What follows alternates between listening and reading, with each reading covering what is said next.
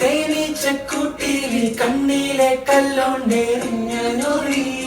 മോഹത്തിൻ മേനിലും മോരിലും മാറിലും ഒരു ദൂരെ കുത്തേറ്റ് പ്രേമക്കടച്ച് ആഴത്തിലാഴത്തിലായി നീളിച്ചിരുന്നേ ആവതില്ലാവതില്ലായി ഏറെ പരവശനായേ തള്ളി തുറന്നിട്ട് പഞ്ചാര ചാക്കുകൾ തട്ടി മാറി